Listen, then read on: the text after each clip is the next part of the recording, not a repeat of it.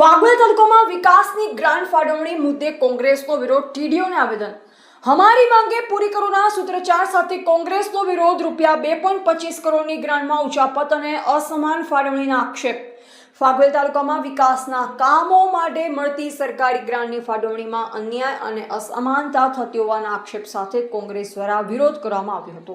हमारी मांगे पूरी करोना सूत्रचार साथे कांग्रेसना આગેવાનો અને ગ્રામ પંચાયતના સરપંચોએ તાલુકા વિકાસ અધિકારી ટીડીઓને આવેદનપત્ર આપ્યું હતું।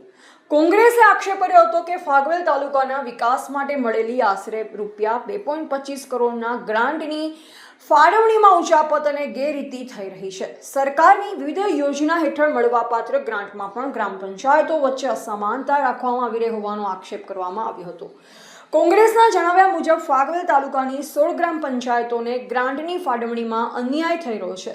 વિકાસના કામોમાં ગ્રામ પંચાયતો વચ્ચે કોઈપણ પ્રકારનો ભેદભાવ ન રાખવામાં આવે અને તમામ પંચાયતોને નિયમ મુજબ સમાન તક આપવામાં આવે તેવી માંગ કરવામાં આવી હતી।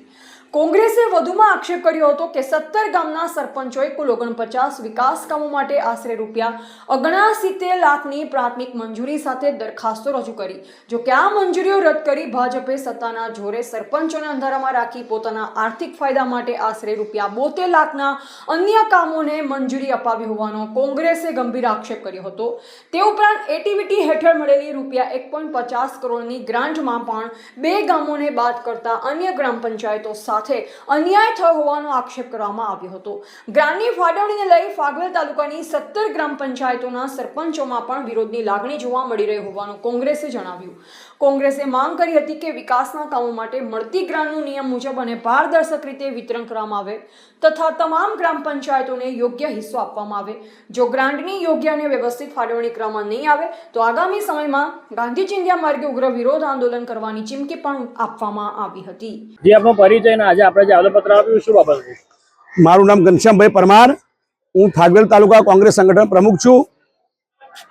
આજે જે આવેદનપત્ર આપવામાં આવ્યું, જે ફાગવેલ નવરજીત તાલુકો છે એની અંદર જે ગ્રાન્ટ આવી 2 કરોડ ને 25 લાખ, એ ગ્રાન્ટ જે વિકાસના કામો માટે વાપરવી જોઈએ એ થયું નથી અને જે અહીંના સ્થાનિક જે ભાજપના નેતાઓ છે એ લોકોએ પોતાના અંગત માણસોને ફાયદો કરાયો છે।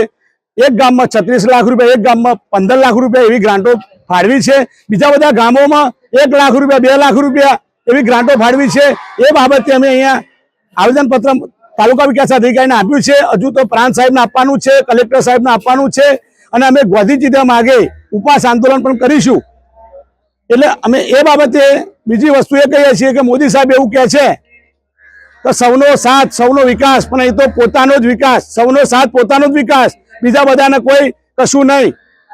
એટલે એ બાબતે અમે અહીં આવેદનપત્ર આપવા આવ્યા છીએ। કેટલી ગ્રાન્ટ આવી અને કેટલાની ઉચાપત થઈ? ફાગવેલ તાલુકાની અંદર 2 કરોડ 25 લાખની ગ્રાન્ટ આવી છે।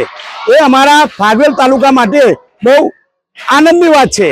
પણ 2 કરોડ 25 લાખમાંથી એક ગામમાં 52 લાખ રૂપિયા, એક ગામમાં 40 લાખ રૂપિયા આ લોકોએ ગ્રાન્ટ ફાળવી દીધી છે, જે ખરેખર અન્યાય થયો છે।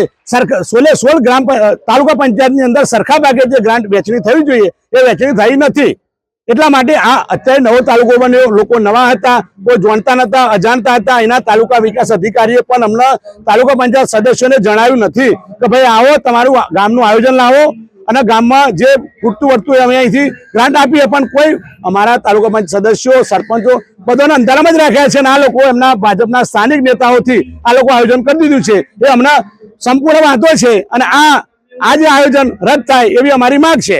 તમારો આક્ષેપ છે કે ભાજપના નેતાઓ ગ્રાન્ટ લઈ ગયા છે, આના કારણે કયા કયા કાર્યો અટકી ગયા?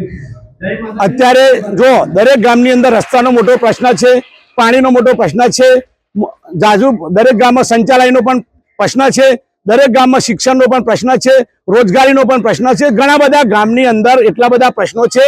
દરેક ગામમાં હું તો ગામે ગામે ફરું છું તો જોઉં છું લોકોના રસ્તા, દેશ આઝાદી થયો રસ્તા પણ બન્યા નથી। તો આ વખતે અમને એવું હતું કે ભાઈ નાનો તાલુકો, સુખી તાલુકો, એ માટે અમે ફાગવેલમાં જોઈન થયેલા, પણ આ લોકો અમને એટલો બધો અન્યાય કર્યો એ અમારા માટે પણ એક વિચારવા જેવી વાત થઈ છે। જો આ માંગ અમારી પૂરી ન થાય તો અહીંથી ઉગ્ર આંદોલન થશે। અને તમે એકવાર જોયું ચિખલોડની અંદર પેટા ચૂંટણી અમારો કોંગ્રેસ પાર્ટીનો ભવ્ય વિજય થયો તો દરેક ગામે, દરેક વિધાનસભાએ ચિખલોડવારી કરીશું, એ પણ બધા જોઈ સાંભળી લે। રિપોર્ટર મનોજ સોલંકી, ખેડા।